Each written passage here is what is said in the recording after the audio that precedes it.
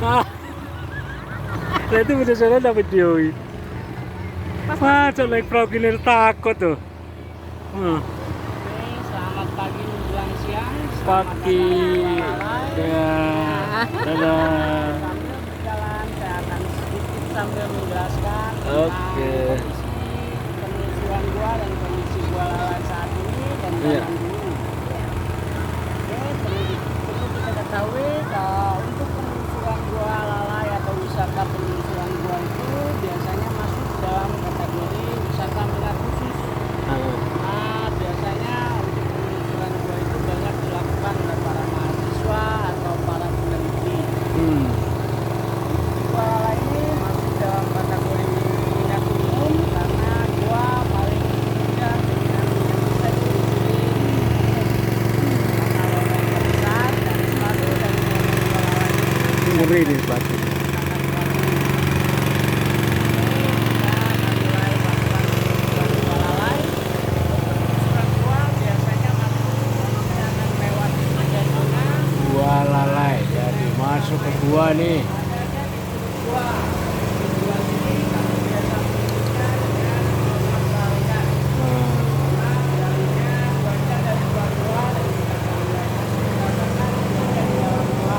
Di dalam gua nih, cuma di dalam gua lalai nih. Ornamennya di atas cukup bagus ya. Enggak, tenang, tenang, tenang. Pelarian atau di sudut gua ini kita masih bisa melihat pohon-pohon masih bisa mendapatkan kayak matahari. Iya, tabrakan, perahunya tabrakan. Awas di sana.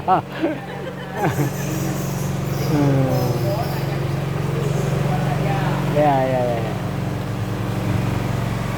Panjang lorong yang akan kita telusuri menggunakan perahu itu sekitar 110 meteran. Dengan kedalaman sungai di dalam gua bisa mencapai 3 meteran atau lebih. Dalam nih berarti ya. 3 meter di dalamnya kayak. Kenapa biasa disebut gua lalai? Karena hampir 80% penghuni gua ini itu kelelawar. Oh, Kelelawar dalam bahasa Sunda sebutannya itu lalai. lalai. Oh, lalai itu kelelawar deh. Mereka berkumpul itu di atas kepala kita saat ini. Nah, di atas kepala kita Oh, iya itu banyak tuh. karena untuk atap di sini itu paling tinggi. Oh, kalau kelelawarnya begitu itu, ke atas tuh banyak tuh. Tuh, Pak, no. Di dalam nanti lorongnya akan semakin mengecil Oh. dan atapnya akan semakin rendah. Nah. Kelelawar semua sini. Oh, Saya bisa dikonstruksi sebagai obat asma. oh, ya. Dengan ini kami sudah sempat masuk ke zona senja. Penerangan dari yang kita bawa, penerangan dari sinar matahari di sini sudah mulai hidup. Disebut seperti senja. Mulai gelap. Awas di belakang di. Gelap abadi dan mulai berakhir. Oh, oke. Gua lalai ini terbentuk secara alami. Isinya gua lalai akibat terkikis oleh aliran air yang keluar dari sumber mata air. Jadi untuk gua lalai ini tidak ada campur tangan buatan manusia. Semua yang terjadi di gua lalai akibat terkikis oleh air. Lubang atau lubang-lubang yang terjadi di atap gua pun sama. Iya. Bentuknya akibat terkikis oleh gelembungan air. Jadi bentuknya itu bulat-bulat. Biasanya arus deras yang terjadi menciptakan gelembungan ke atap gua, jadi yang terbentuk bulat atau lubang-lubang seperti ini. Dan yang sampai saat ini masih tergenang oleh air, ada kemungkinan akan terus lebar. Nah, setiap air yang mengalir itu sedikit demi sedikit mengikis batuan yang ada di dalam gua ini. Dan gua lalai sendiri pertama kali ditelusuri oleh manusia itu tahun 1968.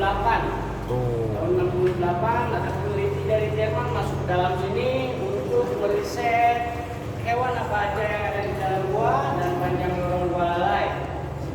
Nah, Apa zona itu? yang selanjutnya ke zona yang ketiga kita sudah mulai masuk ke zona gelap abadi.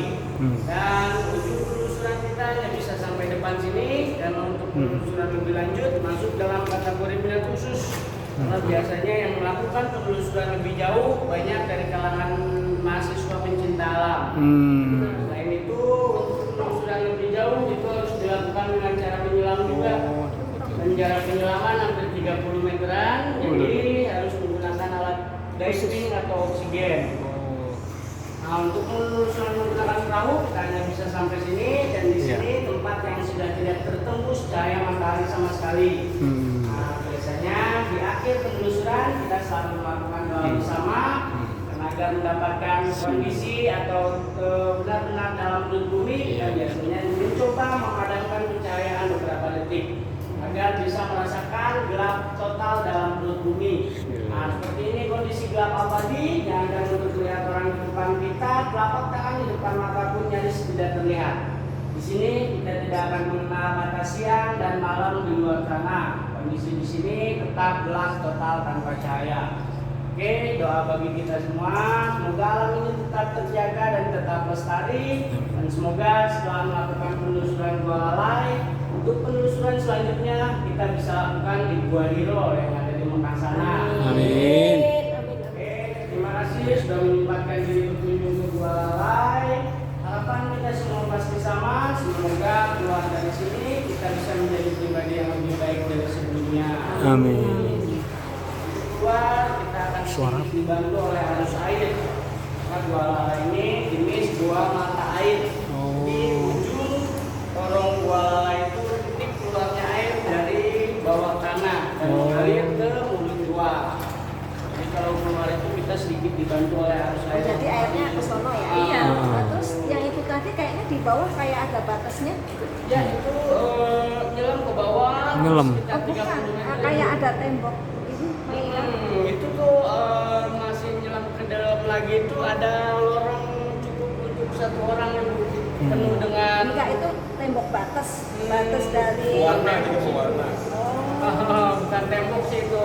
Iya kan kayak di beton. Bawahnya tadi deh. Masuk lebih dalam lagi, Iya, batas menyelam, lumayan sekitar jarak 30 meteran menyelam, dan kita di belakang sana itu masih bisa ketemu lorong besar lagi. Tembus ke sono. Iya, tembus ke titik mata airnya. Kalau dari titik mata air yang sebelah sono bisa Pak? Apa tuh? Itu bisa masuk lewat, cuman keadaan mulut guanya itu ada di atap gua itu. Jarak Di atas. dari mulut gua ke dasar sungainya itu atas. hampir 30 atau 40 Oh jadi meter. malah ininya di atas Iya, ya? vertikal. Oh, tidak. Vertikal. Ditabrak ya. Iya jadi mulut guanya yang di atas. Dadah. Kita duluan. Iya. Kalau kita kan memang dari bawah. Kalau yang dari sono dari atas. Tempatnya cepat. Ini pas aja. Oh, tadi masuknya ya kan tantangin arus ya. Ini kan di bawah air. Gua ini dua sungai sungai bawah tanah. Itu sedikit berbeda juga dengan gua pada umumnya karena tidak memiliki salasi atau skalasi.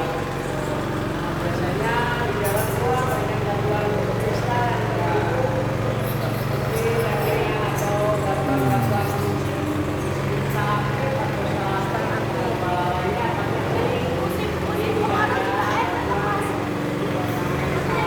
Musim hujan. Kalau musim hujan ya gede. Oh, nggak kering gitu kan? Kalau musim hujan air setinggi apa nih? Naik. Kalau musim hujan air di sini paling sedikit agak jauh sama keluar itu. Oh jadi nggak naik tinggi gitu. Oh, karena di belakang sana itu masih banyak tambang-tambang api. Jadi setiap tambang api genangan airnya itu kalau hujan yang di sini. Cuman nggak tinggi banget gitu airnya.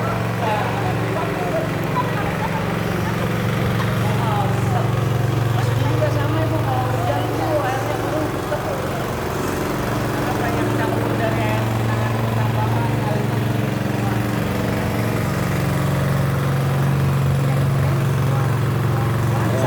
Saya pikir kalau hujan gede gitu ya musim hujan itu airnya tinggi banget. Sampai luar lagi.